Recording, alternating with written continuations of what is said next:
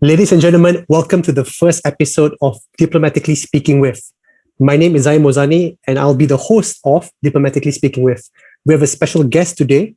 Before we bring him out, let me give an introduction about this Diplomatically Speaking With, or DSW for short. It is a long word, so we're going to use DSW for short. DSW is a series of conversations or interviews with the diplomatic corps in Malaysia. We notice there is always a gap between the diplomatic community and the Malaysian public for various reasons. So we decided to start this DSW to engage in deep conversations with the diplomats. We're going to be talking about the history, context, and opportunities of bilateral relations between foreign countries and Malaysia. When I say we, I mean the KSI Strategic Institute for Asia Pacific, or KSI, a top-ranked public policy think tank based in Malaysia. I am the director of External Affairs, by the way. KSI is an independent think tank with a vision to build better nations in Asia Pacific, led by the formidable and prominent Tan Sri Makayo, who is my boss. I have to say that. We are the leading curator of impactful, innovative conferences and forums. True story, KSI is ranked 109th of the 2020 top social public policy think tanks according to the 2020 Global Go-To Think Tank Index report. Okay, enough about KSI. Today, we are diplomatically speaking with the Ambassador of Germany to Malaysia, His Excellency Dr. Peter Blomeyer, on everything Germany-Malaysia relations. How are you, Your Excellency? Thank you, I'm fine. Thank you for inviting me here. Thank you for being here. Let me kick off the session by asking you a very simple question, easy question.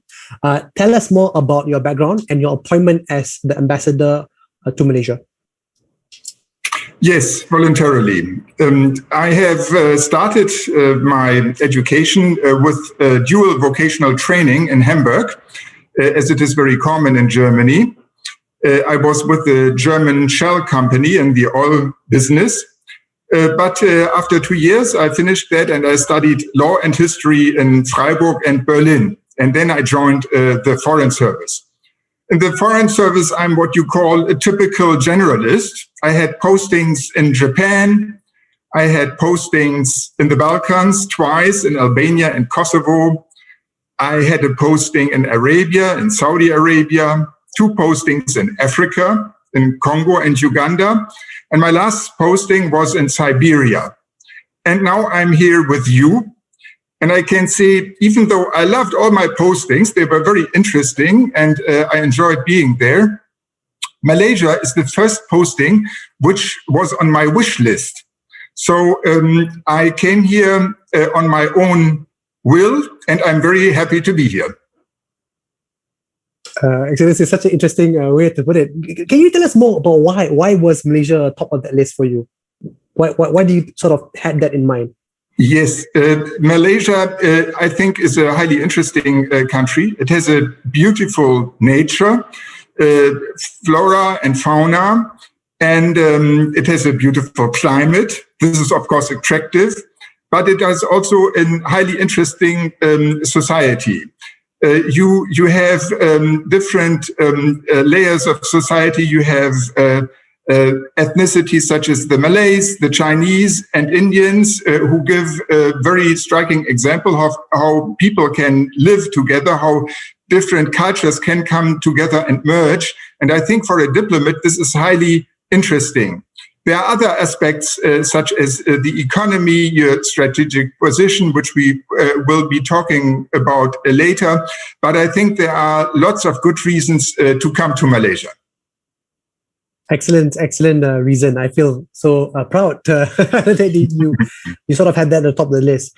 I like that you mentioned a typical generalist, but there was nothing generalist about your exposure in Japan, Balkans, Albania, Africa, Russia. I think there's very interesting, very expansive exposure that you have. Now that you're appointed as the ambassador of Germany to Malaysia, what are the top 3 priorities for you as ambassador? The top 3. You are less ambitious with me than the Foreign Office. They gave me 6 priorities. So maybe I start with the traditional priorities of this embassy as they have been in the past. I think the top priority is economy, has been in the past and still is. that is, the economic relations between our two countries are also dominating our relations in general. And this is indeed very important. We have more than 700 companies here, and we will keep this up. Then cooperation in good governance and also human rights has always been a priority since long. And another priority has been the cooperation in culture and science, especially also language teaching, bringing German to the Malaysians. But nowadays, we cannot stop here. We have other priorities, such as the environment, the fight against climate change, the fight against the flood of plastics, for instance, preservation of biodiversity. That is a priority. Then we have a priority, multilateralism, regional cooperation between the two state blocks we adhere to, ASEAN and the European Union. In the Indo-Pacific, cooperation within the United Nations systems. And last but not least, we also cooperate in security matters. Since a few years, we also have a defense attaché in the embassy who is taking care of this. Very wide range of priorities that you have. And maybe before we talk about you want to scratch any of them? Maybe before we scratch on any of those priorities, could you elaborate maybe on the history as far as you know? Because I think what is interesting is when we try to find out about the history between Malaysia and Germany, there's not much that we can actually find. Maybe you want to shed some light of potentially what you know about the history between our both countries. Yes, it is interesting. While the Germans have been here since long, they came already in the 19th century, and there was also a general consulate still in colonial times. And Germany has been among the first countries to recognize the new state on the 31st of August, 1957. We were country number 7 to recognize Malaya at that time. And it was only 1 month later that we opened our embassy. That was on the 1st of October. So we have long-standing relations. Also, our cultural institute, the Goethe Institute, opened up still in 1957. And then we had, of course, the official exchange. Our chancellors met with your king or your kings, respectively, with your prime ministers. It started with Adenauer. That was the first chancellor of the Federal Republic of Germany in the West. There was Willy Brandt, for instance, who came here. There was Gerhard Schröder, Angela Merkel, and of course also Helmut Kohl. So they all met with your leaders. And we also had a president, Richard von Weizsäcker, who is very well known in Germany. And he came here and visited Penang. He was on the traces of a famous German novelist who also went to Penang, and he was interested in seeing that. Yes, and during normal day, it is the embassy representing Germany here and also entertaining the relations. But I can tell you, we are only the tip of the iceberg of our relations. And if you look back into history, you will see. I mentioned already our cultural institution, the Goethe Institute, who has been here from the beginning. But we also have, for instance, the political foundations of our political parties were represented here. Not all of them, but at the time, all of them were represented here. And who cooperated, for instance, in the field of democracy, rule of law, human rights, environment, fight against poverty, or peacekeeping, and all these issues. We had media representation from very early. The Deutsche Welle, the German Broadcasting Corporation, has been here since a very long time. We had GTZ, if you remember that. That was at the time when Malaysia was still quite poor. There was cooperation, fight against poverty, on forestry, environmental issues. And after a while, they left, though, because when Malaysia became a middle-income country, it was not necessary anymore. Yes, and we have, of course, the companies. We had our first treaty that was an investment guarantee treaty that was in 1960, as early as that. And in greater numbers, companies came here in the 70s, mainly to Penang, and helped build up the electric and electronic industry there. Many companies followed them, and that is also a backbone of our relations today. So you see there is a great variety of participants in German-Malaysian relations that was like this in the past, and it will be like this also in the future. All I can say is, wow, I never knew that Germany has such an extensive and comprehensive engagement with Malaysia since it's been decades. It's been even you mentioned in the 19th century with the General Consulate during colonial times. And I think it's something interesting. I wish we could talk about this more, but I think we should jump to the other topics. But I think if we could do a part 2 on this, on the history, I think it would be super interesting to sort of understand that the relationship goes way beyond what we read online. Because if you Google this on Wikipedia, I mentioned 1990 or something like that, right? Whereas in actual fact, it's been ongoing for the past over 100 years. If you look at it from the 19th century. I want to ask you in terms of given the historical ties that have been so extensive and deep, how would you describe the current relations between Germany and Malaysia? And I'm saying this in the context of Germany sometimes is always seen as subsumed within the European Union, and so what happens is the Malaysian public will usually see the EU more so than they see Germany. So how would you describe in terms of bilateral relations between specifically Malaysia and Germany? How would you describe the current relations between the two countries? Well, our relations are warm and friendly. They have been warm and friendly, and they still are, and they continue to be warm and friendly. This is a good state of relations. And I think if you look at the reasons for this, we are both medium-sized powers in our respective alliances. We both hold similar values, such as multilateralism. We want peace, security, and stability in international relations. We want a trade-friendly environment, a rule-based order for trade. We want freedom of navigation. So interests of us in the international theater are similar. Our relations are strongly influenced by economy, by our trade relations, by our investment relations. And Germany is the strongest partner of Malaysia within the European Union, whilst Malaysia is our strongest partner in ASEAN, neck with Vietnam, I must say. So we have a lot of common ground. And we also work in the framework of our respective alliances together.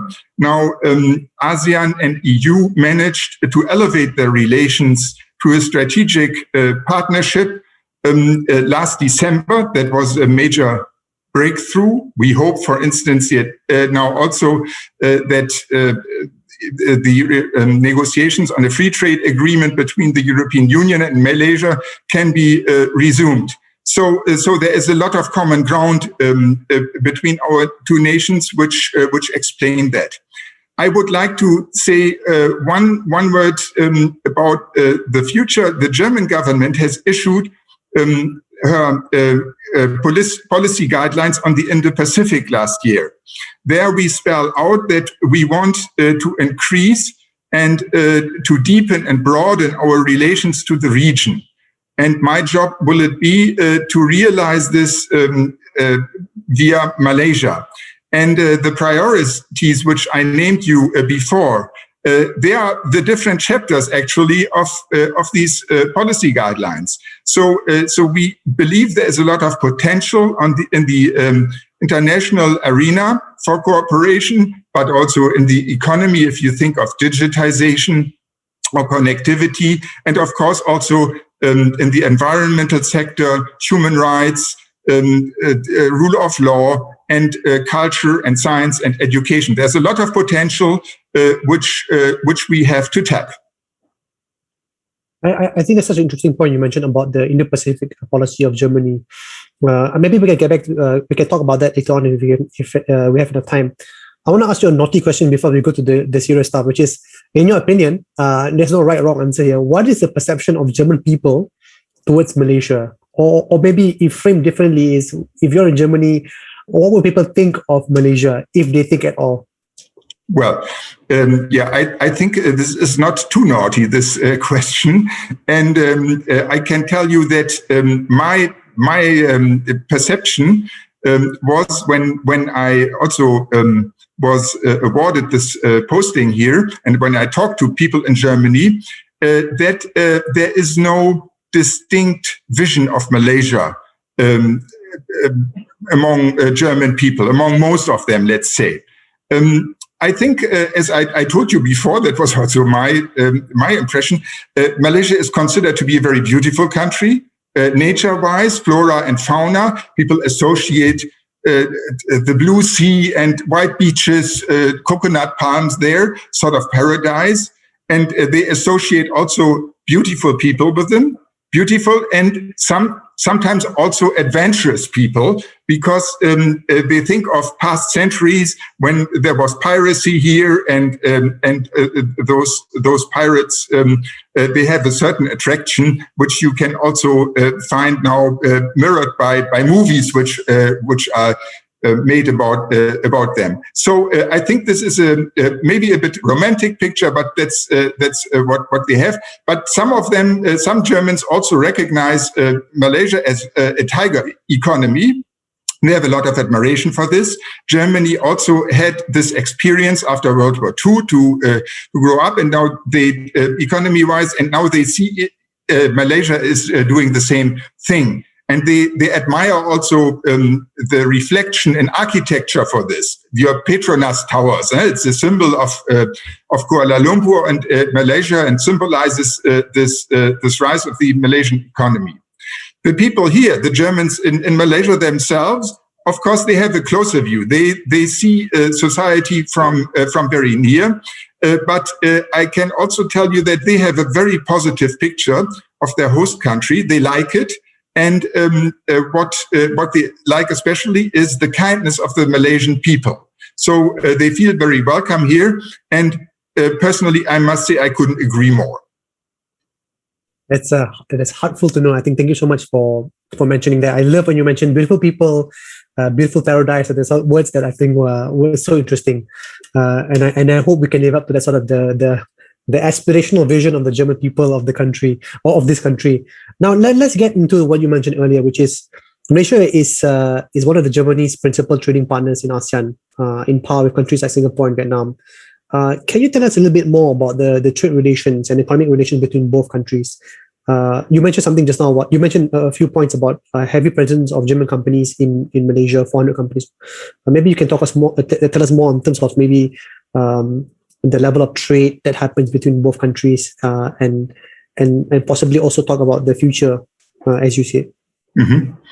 Well, yeah, trade relations have been very strong between our two countries, and I have mentioned already that we are the biggest trading partners in our respective alliances, vice versa. And we had now a steady rise in the exchange, in the economic exchange, until 2018. Since then, it has dropped a little. It stands now at about $15 billion, which still is quite a bit. And I must say, I'm quite relieved that the regression has not been stronger during the pandemic. And I can also tell you that Malaysia is one of the few countries in the world who has a trade plus with Germany. Not many countries can say that. So this is very good. Then our investment cooperation is also very good.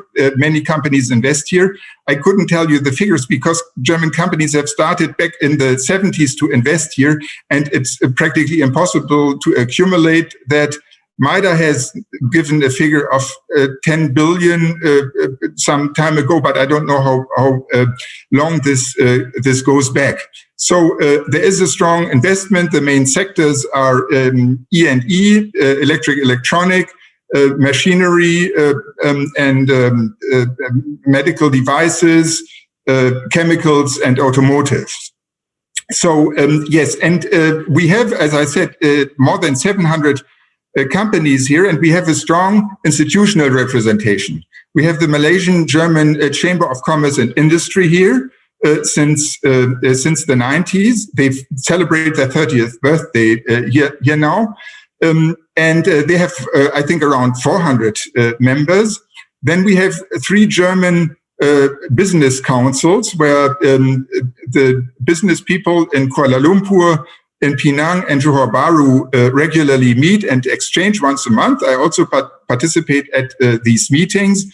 We have a German information service here, the German Trade and Investment Service. We have, last but not least, the economic department of my embassy. But we also have some institutions back in Germany.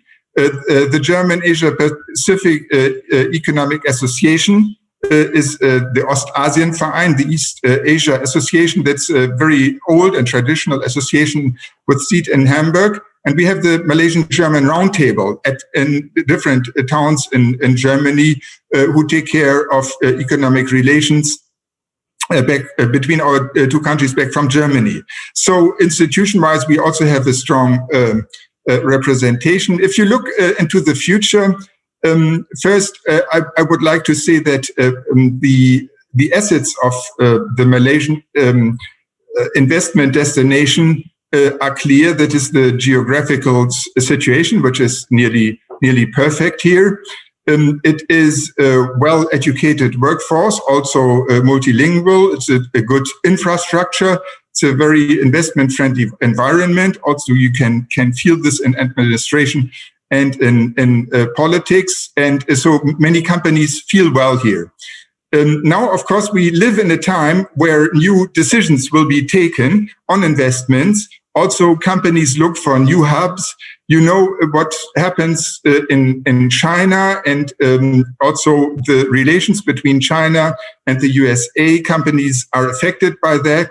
And I think the reaction of German companies is that they see a need to diversify, not only be in China, not leave China, but not only be there, but also look further. And then Southeast Asia, of course, is of interest, and Malaysia is in the center of Southeast Asia. And so they look also at the problems which they see. I can feel this from VTCs with the associations in Germany, and they ask me questions about things like chances to participate at government tenders, Bumiputra policies. They ask about corruption and cronyism, things like that. Also about political stability. This has always been an asset in Malaysia, but then there was this state of emergency. It still is there. And people were worried and asked what's happening in Malaysia.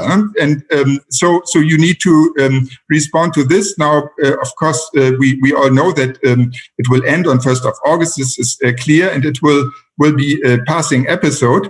But I can say that German companies now look very closely where to go to and where to create new hubs in the region.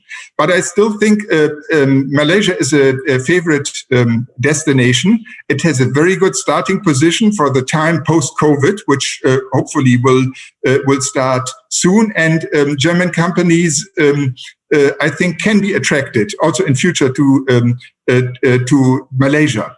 And I would also like to add one thing. German companies can also be an asset for Malaysia because they come here for a long time. They invest here for a long time. They don't want to go away tomorrow when they find another place more attractive. No, they come for a long time. They invest, they employ, and which is maybe even more important is they train. They train and they transfer know-how. So there's also a contribution of German companies. Very interesting points. I like when you mentioned about it's not just about the trade volume. When you look at on the ground, the Malaysian German Chamber of Commerce also is the biggest Chamber of Commerce, among the biggest Chamber of Commerce in the country. And I think that speaks volumes in terms of the trade that happens between both countries. You mentioned there were so many, besides from the government agencies, there are also a lot of associations that are involved in facilitating business relationships between both countries. I like how you mentioned also about, and I think this is the context of the US-China strategy competition that has led to a lot of companies wanting to look at other parts of the world for alternatives, and that includes Malaysia. Very interesting insights in terms of when German companies in Malaysia are here, they don't just employ, but they also train. I think that's something that always is overlooked. Because most of the time people think they just offer jobs, but I think there's so much more than that. I want to switch gears into cultural educational, because you mentioned this earlier in one of the earlier remarks, and I think this is so fascinating. I mean, not many countries actually have political foundations of political parties being involved in other people's country, talking about issues like human rights, democracy, anti-poverty, and environment. You also mentioned about the media presence, GTV, GTV. You mentioned about there are associations between German associations in Malaysia as well. Can you talk more about the cultural, educational, and other aspects of this relationship, because it is so fascinating to understand about the presence of Germany in Malaysia itself? Yes, voluntarily. You may have noticed by what I have been saying that German love to meet in associations. If you have two Germans, then they found an association for some reason. And so we also brought these associations to Malaysia. I mentioned the Goethe Institute. It is our most powerful cultural institution abroad, which is also associated with my ministry, with the foreign ministry. And they have been here since 1957, so for a long time. Then we have a long history in Penang of Germans, dating also back to the 19th century. And there we have a Malaysian German society, which was founded in 1962, and bringing together Malaysians and Germans there. Then we have the German Academic Exchange Service. They foster the cooperation between universities. And the first scholars from Germany came in 1977 with the German Academic Exchange Service. And 2 years later, in 1979, the German school in Kuala Lumpur was founded. We have a German-speaking society in Kuala Lumpur who's issuing even a magazine, the KL Post. We have an association of the Malaysian alumni who studied in Germany.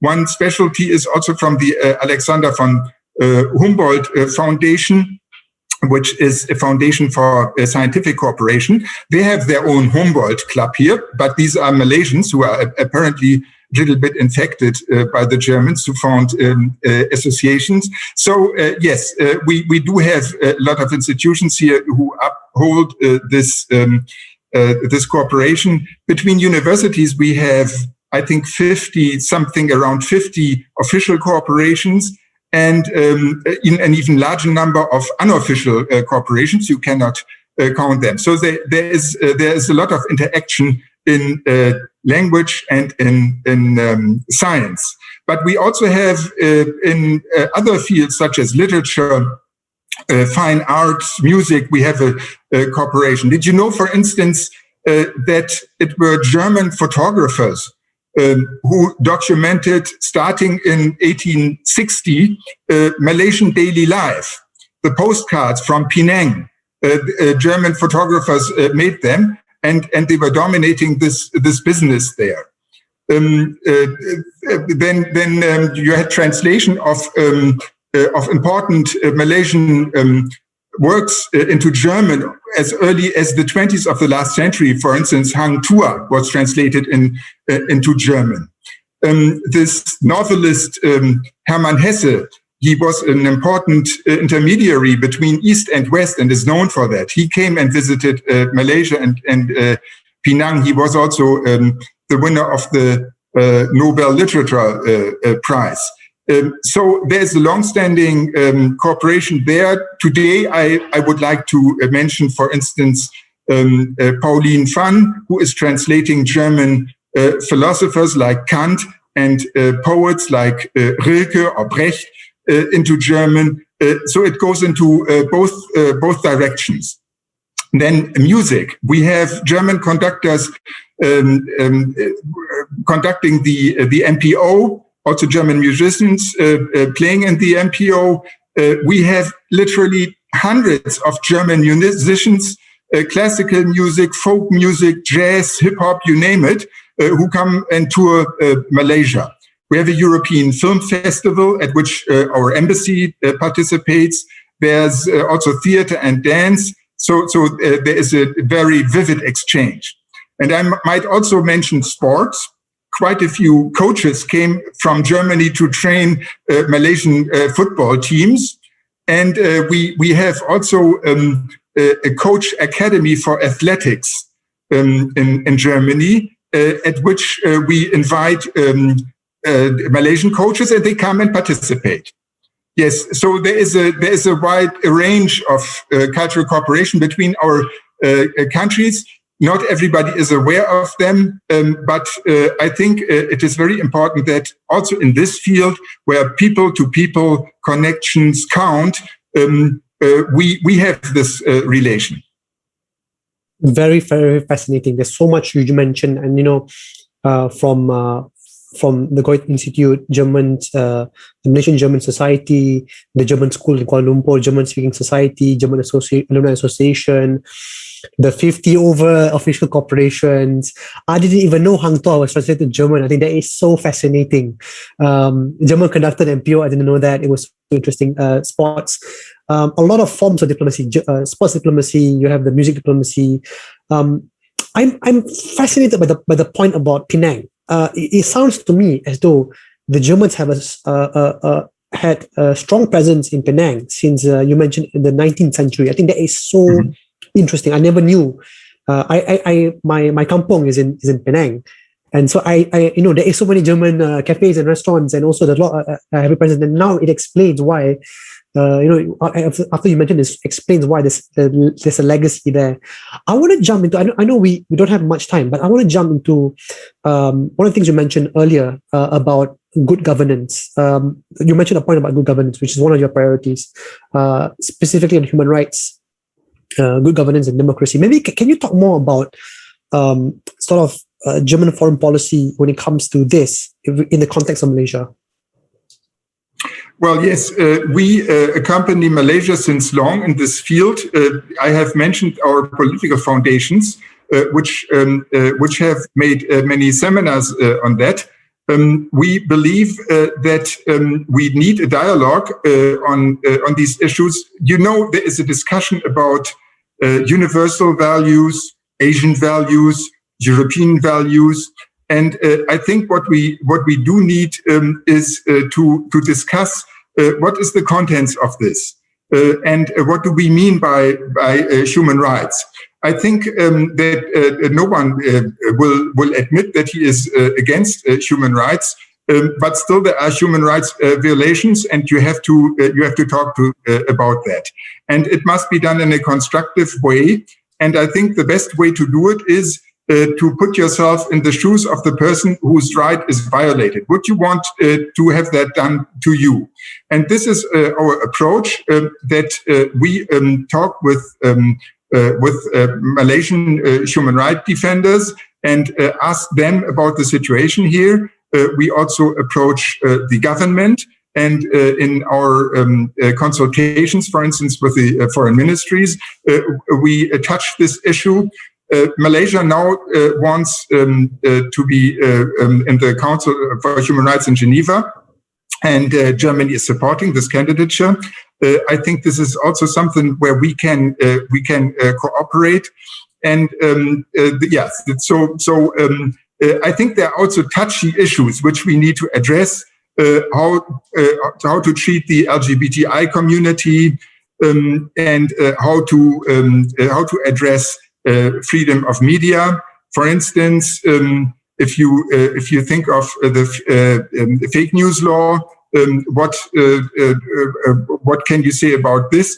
And we do have some questions about this. Also, if you now think at this cartoon which was produced on police violence, and then the producers have been asked to respond to the police. So I believe that all these things we observe very diligently, and we think that this also should be a topic for exchange. Interesting. So many facets of things you mentioned about human rights, because obviously this is a complex issue, and obviously, and one thing we can appreciate about the German foreign policy is that it doesn't try to coerce or dictate on how Malaysia does it by encouraging for Malaysia to improve its human rights record, and I think that's something to be noted. Now, I want to ask you maybe two last questions, if you don't mind, and maybe what is something that in the context of the Malaysian-German bilateral relations, is there anything that we did not discuss that you think we should have discussed? Because I think I know there's a lot to discuss. Maybe one or two points that you believe are important for us to take note before I go to my last question. Yeah, well, you of course you can dig deeper in all these issues. I mean, human rights. There's a lot to add. Also, I was just thinking of the position of Malaysia in the freedom of press index and things like that. You can deep digger in these issues. But what I would like to dwell on is vocational training, because I think this is also something very important for Malaysia. The German industry, the companies in Germany, they have introduced, together with the Malaysian-German Chamber of Commerce, the dual vocational training here in Malaysia. There is the German-Malaysian Institute, where you have students who are taught according to this system, but actually only few companies are participating at this model, and mostly it are German companies. No, and the dual vocational training is of high value, I think, both for the students and for the companies, and for the and by the way also for the society. Because it is demand-driven, what the students learn. They come to companies, they are being trained on the job, and they learn things which they really need to work in the companies. From day one on, they are members of the company, they earn a salary, they are being taken seriously, and so they are already in the working environment. And in school, they also go to school. 30% of their time is schooling. There they get the theoretical background for their work. It is a system which has yielded much success in Germany, and which we sometimes also try to export and here to Malaysia. And I think that it is worthwhile propagating that also more Malaysian companies participate at that. Sometimes I hear, no, we don't do this because then once we have trained the student, he goes to to another company which pays better. But this is actually not what the figures say. The figures say that 90% of the participant at vocational training, they will get work after they finish their training, and 80% stay with the company where they learned. So it is of high value, and it is not very costly, because the companies pay them salary. It is a small salary, but it is a salary, and the state has just to come up for the schooling. And I would like to use this occasion that to emphasize that we should broaden cooperation in this, and also maybe the Malaysian German Institute can engage more strongly in convincing Malaysian companies to participate. Such an excellent point, because at the end of the day, if you look at the German vocational system, it works. I think there is no, and I think the fact is German workers are highly paid, they're productive, and I think it has done wonders when it especially comes to automotive industry. When you think of how he has transformed the German economy. I wish we had more time to talk about other things. I think you mentioned about the Indo-Pacific policy. You mentioned about climate change cooperation, ASEAN-EU cooperation, security matters. But I think, we have already almost reached the 45-minute mark. I want to ask you one final question before we end. What do you believe are the opportunities for our listeners here today? What do you think are the opportunities that we should be thinking about exploring when it comes to the Malaysian-German relations? Yes, we have touched on them several times already. I think that we have to become aware that we are in a similar situation, Malaysia and Germany, in our respective state blocks. We are not very big countries, and we can express ourselves on the world theater only within our respective state blocks in ASEAN or in the European Union. So I think that we do need to reflect what is the common ground we have, and there is a lot of common ground. We have similar goals such as peace and security and stability, multilateralism, what I said before, free trade system, sustainability, and I think that there is ample room for a closer cooperation between Germany and Malaysia in the United Nations system, as well as in our respective state blocks and in regional policy. So I think there we should tap this potential. Economy-wise, I think that we also need to intensify our cooperation, even if it is already strong. But things will very much change in the future. We will have Industry 4.0. Companies now are already intelligently networking with each other. You have 3D printers for machine parts and robots assembling them. And Germany actually is one of the front runner of this development. And I think we do have to offer something for Malaysia in this respect. And then we should really see that after COVID-19, there's an even bigger crisis looming, and that is the climate crisis.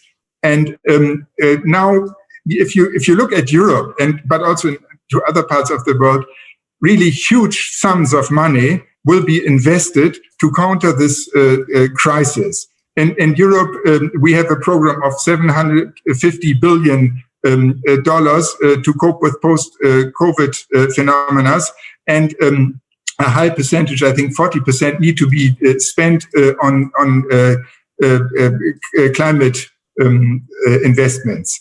And also the next etat of the European Union, which is more than 1 trillion euro. Also there, 1/3 needs to be spent on these things. So in Germany, we have our federal budget. There also huge quantities are devoted to these purposes. So there is a lot of money to be earned in this field, and I think companies have to be aware of them, and also countries have to be aware of that.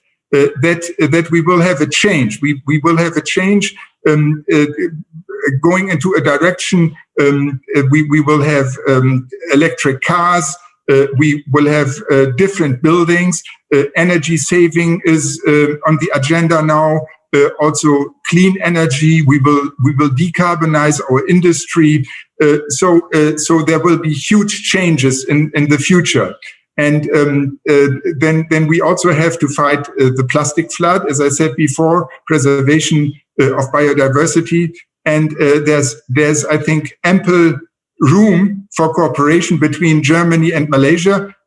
In Germany, the government as well as the society are very well aware of these problems, and you find very many institutions who deal with it. And my wish would be that this also will lead to a participation of Malaysia, and that we can bring them together. I think that's what I would that would be my wish for the future. Thank you so much, Ambassador. It's such an engaging conversation we've had for the past 45 minutes or so. I think your call to action was spot on. I think there is so much that we can work together on: economic, political, COVID-19, climate change, fighting plastic flood. And I want to thank you for your time. We have been speaking with Dr. Peter Blomeyer, and I think that it's been such an insightful chat. I also want to plug for the embassy. If you are interested to find out more, Google German Embassy Kuala Lumpur.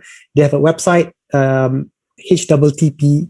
It's a slide. Sorry, I'm just going to say the website is Kuala Lumpur-kuala-lumpur.diplo.de/MYEN. Okay, if you can't find it, go on Google and type German Embassy Kuala Lumpur, or they are on Facebook as well. You go at German Embassy Kuala Lumpur, and Instagram at Germany in Malaysia, because these two, especially the Facebook page, provides a lot of updates when it comes to German-Malaysian opportunities. Follow them, like them, and share their posts, because I think there's so many opportunities for us to learn, especially from Germany. And Ambassador, thank you so much for your time, and we look forward for having you, maybe for part 2, if there is a chance for us to do so. So thank you so much for your time, sir. And for the listeners, we also have part 2 coming up. Not with the German ambassador, with somebody else. Part 2 will be with another ambassador soon, and we will be revealing that when the time comes. So thank you so much, Ambassador, and we hope all of you have a wonderful time. Thank you very much for this opportunity to talk to you, and thank you also for your advice about our website to your audience. Thank you, sir.